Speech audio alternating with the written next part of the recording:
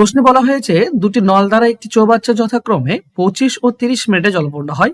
নল দুটি একসাথে খুলে দেওয়ার কতক্ষণ পরে প্রথম নলটি বন্ধ করলে চৌবাচ্চাটি 15 মিনিটে জলপূর্ণ হবে। তো এই ধরনের অঙ্কের ক্ষেত্রে যেখানে দুটি নলের কত সময় লাগে বলা আছে এবং কোন একটি নল বন্ধ করার পরে কত মিনিটে পূর্ণ হলো সেটা বলা আছে। এই ধরনের অঙ্ক বলা থাকলে খুব সহজ এবং সিম্পল ভাবে কিভাবে করবে।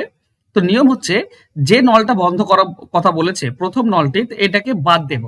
বাকি যে দুটি সময় আছে এই 30 আর 15 করব কি 30 আর 15 উপরে বিয়োগ হবে ডিভাইডেড বাই নিচে 30 হবে। নিচে 30 মানে কোনটা বুঝতে পারছো? যেটা দ্বিতীয় নল সেটা নিচে হবে। এর সঙ্গে প্রথম নলটা গুণ করলেই আমরা অ্যান্সার পেয়ে যাব। ঠিক আছে, আজকের পর থেকে এভাবে করবে, দেখবে শর্টকাট কয়েক সেকেন্ডে উত্তর পেয়ে যাবে।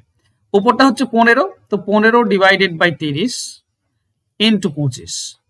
15 সঙ্গে 30 কাটলে 2 আর 25 কে 2 দিয়ে কাটলে আমরা পাই 12.5। এটাই হচ্ছে সঠিক উত্তর, অ্যান্সার হবে অপশন বি। আশা করছি এই ধরনের অঙ্ক এইভাবে তোমরা করবে আর খুব শর্টকাট অ্যান্সার বের করতে পারবে আজকের পর থেকে।